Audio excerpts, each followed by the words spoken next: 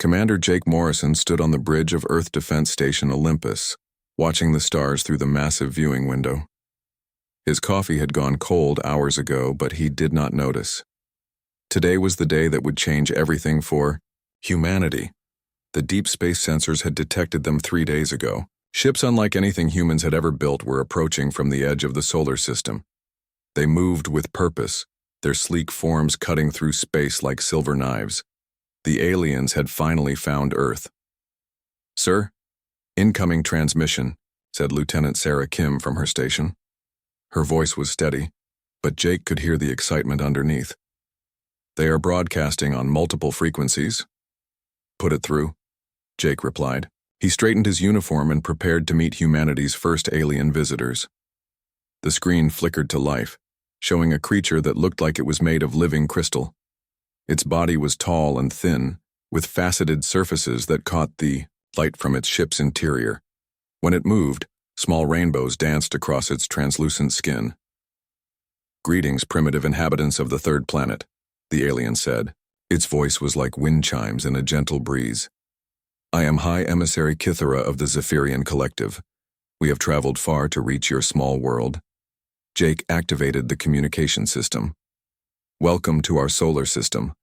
I am Commander Morrison of the Earth Defense Forces. We are honored by your visit." The alien made a sound that might have been laughter. "Defense Forces? How amusing. We have observed your crude vessels from a distance. Metal hulls and chemical rockets. Kinetic. Weapons that throw pieces of metal. You are like children playing with sticks and stones." Ambassador Lisa Grant arrived on the bridge just as the alien finished speaking. She was Earth's top diplomat, chosen specifically for this moment. Lisa stepped forward and smiled at the screen. "Hi, Emissary Kithara.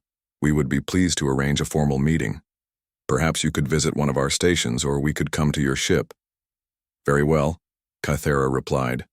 "Send your representatives to our flagship. We will show you what true civilization looks like." 2 hours later, Lisa Grant and her diplomatic team were aboard a small shuttle, approaching the alien vessel.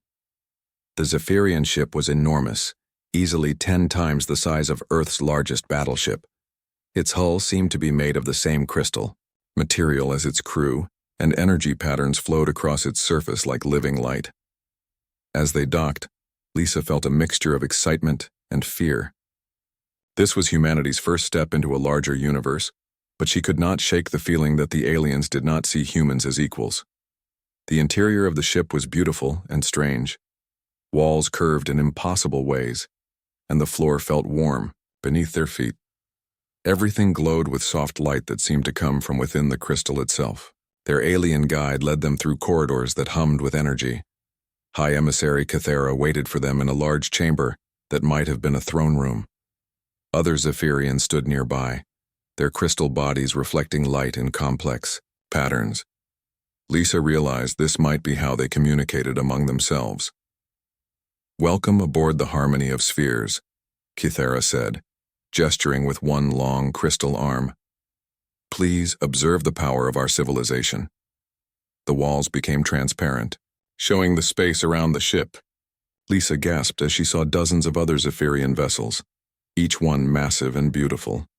Energy weapons charged and fired at distant asteroids, turning solid rock into glowing gas in seconds. Force fields flickered into existence, strong enough to deflect anything humans could throw at them. "Impressive," Lisa said, trying to keep her voice calm. "Your technology is clearly very advanced." "Advanced?" Kithara's laughter was like breaking glass. "Child, this is merely what we consider basic equipment. Our civilization has mastered energy manipulation, faster than light travel, and the conversion of matter itself. We have brought 47 star systems into our collective. Each one thought they were special, just as you do now." Dr. Ben Carter, the team's science advisor, spoke up. "Your energy manipulation is remarkable. How do you generate such power?" "We harvest the quantum foam itself," another Zephyrian replied. "We draw energy from the spaces between atoms from the fabric of reality. Your species burns chemical fuel like cave dwellers making fire." Lisa felt her patience beginning to wear thin. but she maintained her diplomatic smile. We may use different methods, but we have achieved much. We have eliminated war on our planet, cured most diseases, and reached for the stars. Yes, we have observed your efforts, Kythera said. Your metal ships crawling between planets like insects. Your weapons that require physical projectiles. Your computers built from carved silicon. It is almost adorable. What exactly are you proposing? Lisa asked directly. Kythera's expression became more serious, if that was possible for a being made of crystal.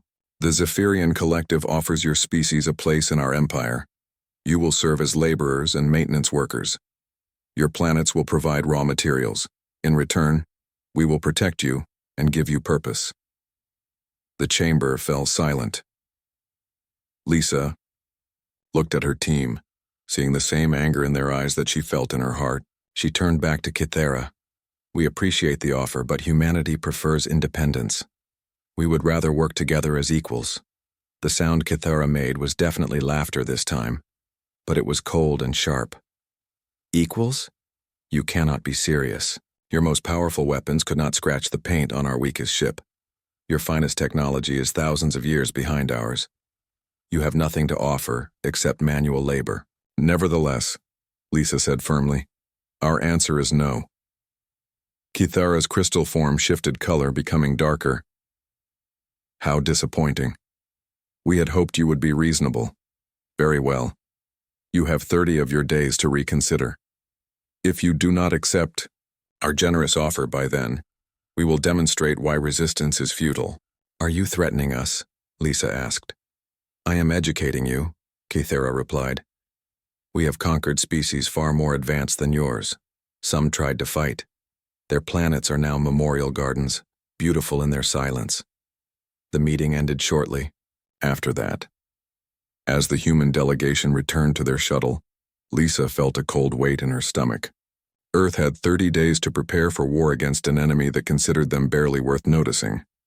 Back on the station, Admiral Kate Sullivan was already planning. She had watched the entire meeting and noticed something important. When the Zephyrian weapons fired, their energy shields flickered for just a moment. When they communicated with light patterns, their sensors dimmed briefly. Every technology had weaknesses. The trick was finding them before it was too late. Earth had 30 days to prove that being primitive did not mean being helpless. Captain Ryan Blake rubbed his tired eyes and checked the sensor readings again. For 3 weeks he had been stationed at the edge of the solar system, watching for any sign of Zephyrian activity. The listening post near Pluto was cold and lonely, but it was humanity's early warning system. The coffee in his cup had formed ice crystals again. Ryan took a sip anyway and grimaced. 21 days until the Zephyrian deadline, and Earth was still preparing for a war. They probably could not win. Then the sensors screamed, "What the hell?" Ryan jumped to his feet, spilling frozen coffee across his console. The readings showed multiple contacts dropping out of hyperspace near Neptune, but these were not Zephyrian ships. The new vessels were organic-looking, like giant insects made of metal and flesh. They moved in tight formations, their hulls pulsing with bioelectric energy. Ryan had never seen anything like them, but his blood ran cold as he realized what this meant. Earth now had 2 alien threats to deal with. Emergency transmission to Earth Command, Ryan said into his communicator. We have new contacts. Unknown. Alien fleet, approximately 50 vessels currently near Neptune. They are not Zephyrian. The reply came back within minutes. Acknowledged, Captain Blake. Continue monitoring. Do not engage. But engagement found Ryan anyway. One of the alien ships broke away from the main group and headed straight for his position. The vessel was the size of a battleship, its hull covered in what looked like chitinous armor. Weapon ports opened along its sides like breathing gills. Ryan activated the emergency beacon and prepared to run. His small listening post had no weapons and paper-thin armor. But before he could engage the engines, his communication system came alive with strange clicking and buzzing sounds. Dr. Ben Carter, working frantically in his laboratory on Earth, managed to decode the transmission just as Ryan was about to die. They are trying to communicate, he reported to Admiral Sullivan. The language is completely different from Zephyrian, but I think I can work out basic meanings. The alien ship stopped just outside weapon range of Ryan's post. The clicking sounds continued, and slowly Carter began to translate. They are asking about Zephyrians. They want to know if we have seen crystal ships. Admiral Sullivan leaned forward in her command chair. Are they enemies of the Zephyrians? It seems likely, Carter replied. The emotional content of their communication suggests strong negative feelings when they mention crystal beings. Colonel Amy Fisher was leading a patrol squadron near Neptune when the main alien fleet spotted her ships. The insectoid vessels immediately moved to intercept, their formation tight and aggressive. Amy ordered her pilots to maintain distance but not retreat. This is Colonel Fisher of the Earth Defense Forces. She broadcast on all frequencies. Identify yourselves. The reply came in the form of plasma bolts that lit up space between the two fleets. But the alien weapons were not aimed to kill. Instead, they formed patterns in the void, complex spirals and geometric shapes that pulsed with energy. Dr. Carter watched the light show from his computer screens and felt excitement building in his chest. They are not attacking. This is some kind of display. Maybe a greeting or a warning, or... The plasma patterns suddenly changed, forming shapes that looked remarkably like Zephyrian ships. Then the alien weapons fired again, and the light ships exploded in brilliant flashes. Oh my, Carter said softly. I think they just told us they want to kill Zephyrians. President Maria Santos called an emergency meeting of her top advisors. The situation had become incredibly complex in just a few hours. Earth was facing two alien fleets, but they might be enemies of each other. What do we know about these new aliens? She asked. We are calling them the Veltar, reported General Paul Davis. Based on their ship designs and communication patterns, they appear to be an insectoid warrior species. Their technology is biological rather than energy-based, but just as advanced as the Zephyrians. And they hate each other? The evidence suggests a long-standing conflict, Dr. Carter added. When we mentioned Zephyrians in our response to their communications, their bioelectric patterns went completely wild, like showing a red flag to a bull. Admiral Sullivan spoke up from her position at the tactical display. This could be an opportunity. If we play this right, we might be able to get them to fight each other instead of us. That is a dangerous game, President Santos warned. If we fail, we will have made enemies of both sides. We are already enemies of both sides, Sullivan replied. The question is whether we can be smart enough to use their hatred against each other. The decision was made to attempt contact with the Veltar fleet. Captain Lisa Hayes, one of Earth's most experienced diplomats, was chosen for the mission. She carried with her a data package that contained everything humanity had learned about Zephyrian shield frequencies and weapon patterns. The Veltar flagship was a massive bioship that looked like a cross between a mantis and a spider. Its hull pulsed with veins of light, and its weapon ports opened and closed like breathing mouths. As Lisa's shuttle approached, she tried not to think about being eaten. The interior of the ship was warm and humid, with walls that curved like the inside of a living creature. Everything was covered in a thin layer of organic material that felt spongy under her feet. The air smelled like flowers and ozone. War Master Kathax was waiting for her in what might have been a command center. The alien was 3 meters tall with 4 arms and compound eyes that reflected light like black diamonds. Its exoskeleton was covered in biomechanical implants that pulsed with the same rhythm as the ship's walls. Human, Kathax said through a translation device that buzzed and clicked. You are small and soft. Why do you seek audience with Veltar warriors? Because we have a common enemy, Lisa replied, activating her datapad. The Zephyrians are coming to conquer our world. We believe you have fought them before. Kathax's mandibles clicked rapidly, which Lisa hoped was not a sign of aggression. Crystal thieves, lightbenders. They destroyed our colony worlds 3 centuries ago. We have sought vengeance ever since. Then perhaps we can help each other, Lisa said, offering the datapad. We have been studying their ships. We know things about their weaknesses. The War Master examined the information with interest. His compound eyes reflected the scrolling data as he absorbed details about Zephyrian shield modulation cycles and sensor blind spots. Interesting, Kathax said finally. Your species may be weak, but you are not stupid. Very well. We will not destroy your world until the crystal thieves are dead. After that, he made a gesture that needed no translation. Lisa nodded. It was not friendship, but it was better than immediate death. The Zephyrians will arrive in 18 days. They expect to find us alone and helpless. They will find the Veltar waiting, Kathax replied, and they will learn that some debts are never forgiven. As Lisa returned to Earth, she carried with her the fragile hope that humanity's enemies might destroy each other. But she also knew that the survivors of that battle would still see Earth as prey. The game had become more complex, but the stakes remained the same. Humanity had to survive no matter what the cost.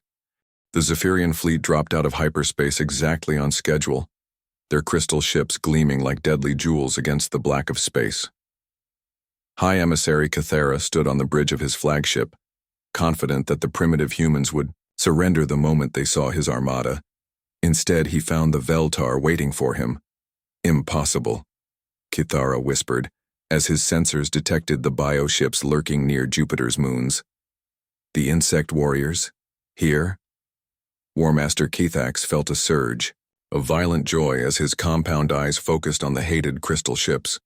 300 years of waiting was finally over.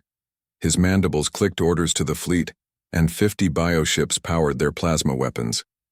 Today we settle old debts, Kathax broadcast to his warriors. Show them the price of burning our colonies. The battle began without warning. Zephyrian energy lances stabbed across space, their coherent light beams designed to slice through any armor. But Veltar bioships were different from the metal vessels both species usually fought. The organic hulls absorbed some of the energy, healing themselves even as they burned. Captain Steve Parker watched the opening exchange from his hiding place behind Europa. His squadron of 12 human ships was invisible against the moon's ice. Surface, their engines cold and their weapons powered down. Earth's fleet was divided into 3 groups positioned to watch and wait. Jesus Christ, muttered Lieutenant Tony Rodriguez from the pilot seat.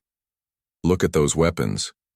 The space between Jupiter and its moons had become a light show of destruction. Zephyrian ships fired beams of pure energy that could melt asteroids, while Veltar vessels responded with plasma bursts that burned like miniature suns. When the 2 types of weapons met, the resulting explosions lit up half the solar system. Admiral Kate Sullivan coordinated the human forces from her command ship hidden in the asteroid belt. She had spent weeks studying both alien technologies, looking for weaknesses that could be exploited. Now she watched her enemies tear each other apart and took careful notes. Zephyrian shields modulate every 4 seconds, she reported to her tactical team. Veltar bioships cluster too tightly when they attack. Both fleets ignore small contacts when focused on primary targets. Lieutenant Sarah Kim was aboard the stealth ship Defiance, monitoring alien communications from a position near Ganymede. Her translation software struggled with the rapid-fire exchanges between the enemy fleets, but the emotional content was clear enough. They really hate each other, she reported to Admiral Sullivan. The Zephyrians keep calling the Veltar parasites and genetic refuse. The Veltar are responding with descriptions of what they plan to do to Zephyrian breeding crystals. The battle intensified as both fleets committed their full strength. Zephyrian ships fought with precision and coordination, their energy weapons striking with surgical accuracy, but the Veltar fought like the warriors they were, accepting damage to get close enough for their devastating plasma cannons. A Zephyrian heavy cruiser exploded in a shower of crystal fragments as 3 Veltar destroyers overwhelmed its shields.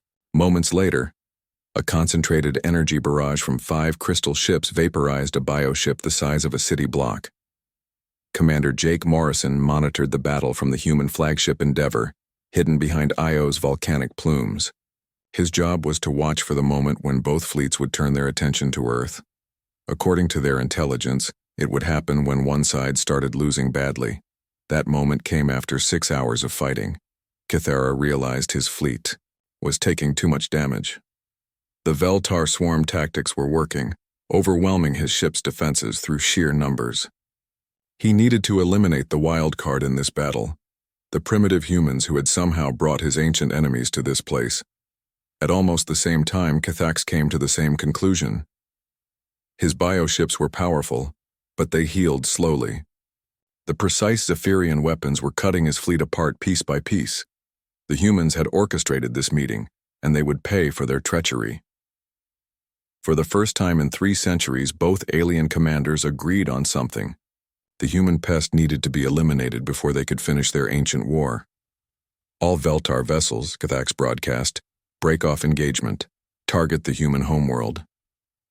Zephyrian fleet, Cathera ordered simultaneously. Temporary ceasefire. Eliminate the primitive interference first. Admiral Sullivan watched with satisfaction as both alien fleets turned toward Earth. All human ships, she broadcast on the command frequency, execute protocol endgame. The trap was about to be sprung.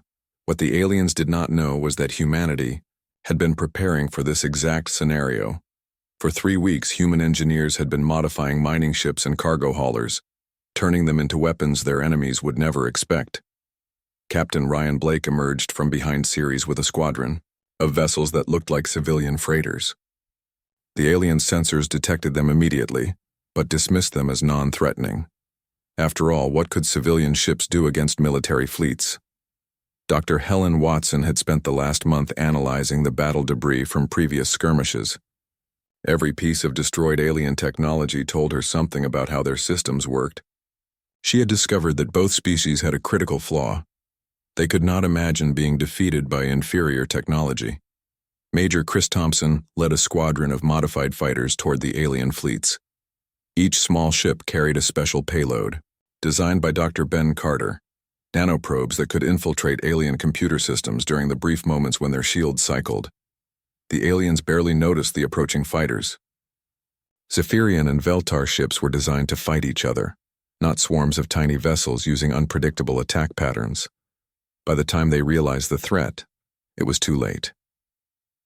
The nanoprobes struck during the shield modulation cycles that Admiral Sullivan had identified weeks earlier. Zephyrian ships began experiencing cascading system failures as their crystalline matrices were corrupted by self-replicating programs. Veltar bioships convulsed as engineered toxins spread through their organic systems. Phase 2, Admiral Sullivan ordered. The civilian ships revealed their true nature. Mining charges became kinetic projectiles. Cargo containers opened to release clouds of metal debris. Freighter engines overloaded and controlled explosions that sent dense metal cores racing toward the confused alien fleets at a significant fraction of light speed. Both alien commanders realized simultaneously that they had been outmaneuvered by the species they considered primitive. Their advanced weapons were useless against kinetic projectiles moving too fast to track. Their sophisticated defenses had been compromised by simple computer viruses. The space around Jupiter became a graveyard as alien ships died one by one. Some tried to retreat, but human vessels emerged from every hiding place in the outer solar system. Others attempted to fight back, but their weapon systems were failing as the nanoprobes spread through their fleets. Kithara watched his beautiful crystal ships crack and shatter as primitive human weapons punched through their failing shields. How? He whispered into the void. How did they do this? The answer was simple, though the aliens would never understand it. Humanity had survived on a hostile planet by being adaptable, resourceful, and willing to use any advantage they could find. They had learned to make weapons from anything, to fight enemies far stronger than themselves, and to win through cunning when strength was not enough. The battle was ending, but the war was just beginning. The surviving alien ships limped through space toward Earth, their formations broken and their confidence shattered. Of the 100 vessels that had arrived to conquer humanity, fewer than 30 remained functional. But even wounded, they were still dangerous. High Emissary Cathera's flagship was a shadow of its former beauty. Cracks ran through its crystal hull, and several sections had gone completely dark. The nanoprobes continued their work, spreading through the ship's systems like a digital plague.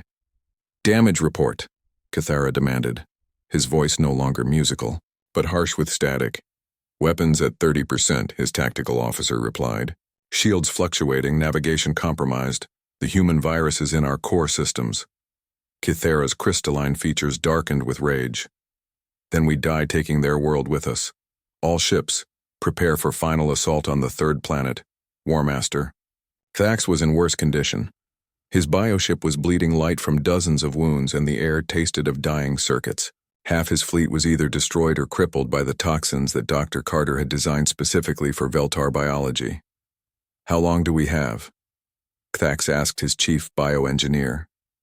Hours at most, came the grim reply. The human poison is spreading through our life support systems. We are dying from the inside. Then we take the soft skins with us, Thax snarled. Signal all functional ships. We burn their world to ash. Captain Tony Rodriguez watched the approaching aliens from his position in the asteroid belt. His squadron looked like mining vessels because that was exactly what they had been until 3 weeks ago, but now they carried a very different kind of payload. Sir, his communications officer reported, Admiral Sullivan is giving us the green light. Tony smiled grimly and activated his ship's true function. The mining charges had been replaced with something much more dangerous. Dense metal cores surrounded by high-yield fusion devices. His ship was essentially a flying bomb with engines attached. All ships, Tony broadcast to his squadron, initiate final approach. Let's show these aliens what humans do when backed into a corner. Dr. Helen Watson monitored the situation from her laboratory on Earth. For weeks, she had been studying every piece of alien technology they could recover. The battle debris from Jupiter had provided invaluable information about both Zephyrian and Veltar weaknesses. The nanoprobes are working perfectly, she reported to Admiral Sullivan. Zephyrian systems are failing across their entire fleet. The Veltar toxins are spreading faster than their bioships can adapt. How long until complete system failure? Sullivan asked. For the Zephyrians, maybe 2 hours. The Veltar are tougher. They might last 4 hours before their life support fails completely. Not fast enough, Sullivan replied. They can still reach Earth and cause massive damage. We need to accelerate the timeline. That was when Major Chris Thompson's suicide squadron came into play. 24 small fighters, each piloted by volunteers who knew they were not coming home. Their ships had been stripped of everything except engines, life support, and the largest fusion warheads humanity had ever built. This is Major Thompson to all Reaper Squadron pilots, Chris broadcast on the tactical frequency. Today we show the galaxy what human courage looks like. It has been an honor serving with you, all. The fighters accelerated toward the alien fleets at maximum burn, their engines glowing like tiny stars. The aliens detected them coming but dismissed them as another desperate gesture from a dying species. They were wrong. Commander Jake Morrison coordinated the final phase of the battle from the Endeavor. His ship had emerged from hiding behind Io along with the rest of Earth's battle fleet. They were outnumbered and outgunned, but they had advantages the aliens could not understand. Sir, the aliens are trying to adapt their systems to counter our nanoprobes, reported Lieutenant Sarah Kim. Too late, Jake replied. Dr. Watson designed those probes to learn and evolve. Every attempt to counter them just makes them stronger. The Yao, first of Thompson's fighters, reached the Zephyrian formation and detonated its warhead at point-blank range. The fusion explosion tore through 3 crystal ships that could no longer raise their shields. The remaining fighters followed suit, each one taking out multiple targets. Kythera felt his ship shudder as another human suicide attack overwhelmed his neighbors. Savages, he whispered. They fight like animals. But he was learning what animals could do when protecting their young. General Paul Davis activated the next phase of humanity's defense from his command center on Earth. Hidden throughout the solar system were weapons platforms disguised as communication satellites and scientific probes. They had been there for years waiting for this moment. All perimeter defense stations, Davis broadcast. You are weapons free. Target anything that is not broadcasting human identification codes. The aliens suddenly found themselves under attack from directions they had never suspected. Kinetic projectiles launched from hidden positions struck their ships with devastating effect. Energy weapons that had been masquerading as civilian installations revealed their true nature. Captain Sandra Mills led a squadron of human ships in a flanking maneuver that caught the Veltar formation by surprise. Her ships were smaller and weaker than the alien vessels, but they were also faster and more maneuverable. "Remember," she told her pilots, "we are not trying to match their firepower. We are trying to confuse them long enough for the nanoprobes to finish their work." The human ships darted between the larger alien vessels like sharks attacking whales. They struck at damaged sections, targeted exposed weapon systems, and generally made themselves as annoying as possible. The aliens tried to swat them like flies, but their coordination was breaking down as their computer systems failed. Dr. Ben Carter watched the battle from his laboratory and marveled at what humanity had accomplished. 3 weeks ago, Earth had been helpless against alien technology. Now they were defeating 2 advanced civilizations through pure human ingenuity. "The Veltar bioships are starting to shut down," he reported. "Their organic components cannot handle the toxins anymore. The Zephyrian ships are experiencing complete system failures." Admiral Sullivan allowed herself a moment of satisfaction. "All ships press the attack. Show them no mercy. They would have shown us none." The alien fleets began to crumble. Ships that had seemed invincible just hours earlier now drifted helplessly as their crews died inside them. Some tried to surrender, but the nanoprobes and toxins had damaged their communication systems beyond repair. Warmaster Kathax felt his bioship convulsing around him as the human poison reached its vital systems. His warriors were collapsing at their stations, their exoskeletons turning black as the toxins spread through their bodies. "Clever mammals," he gasped with his last breath. "We underestimated you." High Emissary Cathara watched his beautiful crystal ships crack and shatter around him. The nanoprobes had turned their greatest strength, their integrated computer systems, into their greatest weakness. "How?" he asked the void as his ship began to break apart. "How did primitives defeat us?" But there was no one left to answer. The Zephyrian flagship exploded in a cascade of failing energy systems, taking its arrogant commander with it. The battle was over. Humanity had faced 2 advanced alien civilizations and emerged victorious. But as Admiral Sullivan surveyed the wreckage floating around Jupiter, she knew this was only the beginning. Earth had announced itself to the galaxy, and the galaxy would respond. The silence that followed the battle was more terrifying than the combat itself. For the first time in human history, Earth's solar system was filled with the wreckage of alien civilizations that had considered themselves superior to humanity. Admiral Roy Nelson coordinated the cleanup operation from his command center on Earth's surface. The man who had once been a simple naval officer now found himself responsible for securing humanity's first military victory against alien forces. "Casualty report," he requested from his aide. 17 human ships lost, 437 crew members killed in action, came the reply. "Both alien fleets have been completely destroyed. No survivors detected." Nelson nodded grimly. The price had been high, but it could have been much worse. If the aliens had reached Earth itself, billions might have died. Captain Rachel Scott led a recovery team through the debris field around Jupiter. Her job was to collect alien technology for study, while making sure no enemy survivors were hiding among the wreckage. What she found was both fascinating and horrifying. "Admiral Nelson, you need to see this," Rachel reported from the bridge of her salvage ship. "We are picking up some kind of transmission from the wreckage." The sound that came through the speakers was unlike anything human ears had ever heard. It was the death song of the Veltar bioships, their organic brains broadcasting final electrical impulses as they died. The frequency was so alien that it made several crew members physically sick, but even worse were the sounds from the Zephyrian wreckage.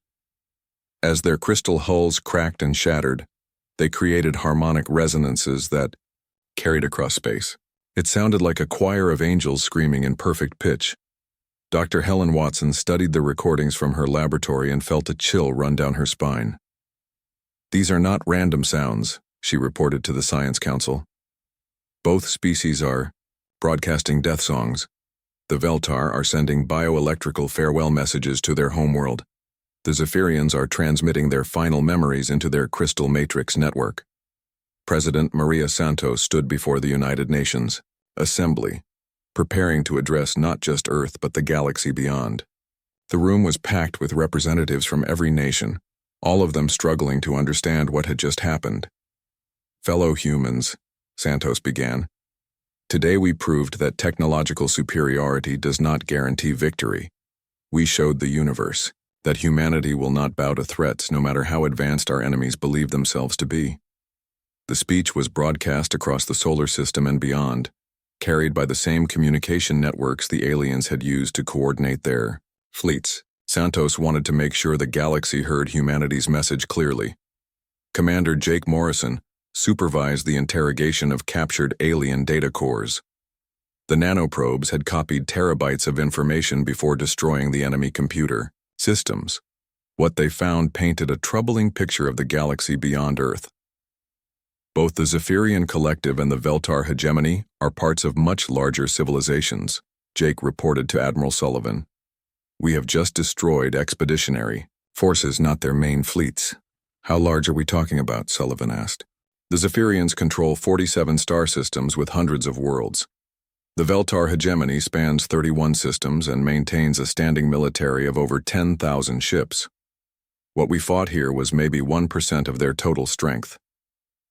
Sullivan felt her blood turn cold. Humanity had won a single battle, but the war was far from over. Dr. Ben Carter made a disturbing discovery while studying Veltar biological samples. Their species is engineered for war, he told the military council. Everything about them has been optimized for combat. Their reflexes, their strength, their reproductive cycle. They breed new warriors in months, not years. And the Zephyrians? Asked General Paul Davis. Even worse in some ways, Carter replied. They do not die of old age. Some of the crew members we studied were over 1,000 years old. They have all the time in the universe to plan their revenge. Captain Steve Parker led a reconnaissance mission to the edge of the solar system, searching for any signs of additional alien forces. What he found there made his heart skip a beat. Admiral Sullivan, we have a problem, Steve reported from his scout ship. I am detecting hyperspace distortions at the system boundary. Multiple contacts, all heading our way. How many? Sullivan asked. At least 50 ships, maybe more. They will be here in approximately 6 hours. The aliens were already responding to humanity's victory. The galaxy had noticed Earth, and it was sending reinforcements. Lieutenant Sarah Kim worked frantically to decode the new transmissions. The incoming ships were broadcasting on both Zephyrian and Veltar frequencies, but their messages were different from anything they had heard before. They are not military signals, Sarah reported. These sound more like administrative communications. Dr. Watson analyzed the transmissions and felt her stomach drop. They are not coming to attack us, she said quietly. They are coming to investigate what happened here. Both civilizations are sending science ships and diplomats. President Santos called an emergency cabinet meeting. The situation had changed completely. Instead of facing invasion fleets, Earth was about to receive alien investigators who would want to know how primitive humans had destroyed 2 advanced armadas. What do we tell them? Asked Secretary of Defense Robert Taylor. The truth, Santos replied. We tell them that humanity will defend itself against any threat, and that underestimating us was a fatal mistake. Admiral Sullivan prepared Earth's defenses for the new arrivals. This time would be different. Humanity had proven it could fight, but now they needed to prove they could negotiate from a position of strength. All ships, she broadcast to the human fleet, maintain defensive positions but do not fire unless fired upon. We are about to learn whether the galaxy respects strength or only fears it. The new alien ships arrived exactly on schedule, dropping out of hyperspace at the edge of the solar system. They approached slowly, their sensors scanning the debris field where 2 proud fleets had died, screaming in the dark. Captain Lisa Hayes led the diplomatic team aboard the new alien flagship. This time, humanity would not be dismissed as primitive. The wreckage around Jupiter was proof that human ingenuity could defeat any technology. The alien commander was a Zephyrian, but his demeanor was completely different from the arrogant Kithra. This being showed respect, even fear, as he examined the battle recordings. How? The alien asked simply. Our weapons could have destroyed your entire planet. Our shields could have stopped anything you threw at us. How did you defeat us? Lisa smiled coldly. You assumed that advanced technology makes a species superior. You forgot that evolution favors the adaptable, not the strongest. Humanity survived on a hostile world by learning to use everything as a weapon. Today you learned what happens when predators underestimate their prey. The alien delegation departed several hours later, carrying recordings and wreckage samples, back to their respective governments. They had come expecting to find the remnants of a primitive species that had gotten lucky. Instead, they found a new power that the galaxy would have to acknowledge. As the alien ships disappeared into hyperspace, President Santos addressed the world one final time. Citizens of Earth, she said, today marks the beginning of a new chapter in human history. We have proven that we belong among the stars, not as servants but as equals. The galaxy knows our name now, and they know the price of threatening our world. In the dark between the stars, the debris of two armadas continued to drift. The death songs of the Veltar had finally faded, and the last harmonic echoes of shattered Zephyrian crystals had gone silent. But the message they carried would travel across the galaxy for years to come, a warning to any species that might consider humanity easy prey. Earth's children were no longer defenseless, and they had learned to make the darkness itself their weapon. The age of human expansion had begun, and the galaxy would never be the same.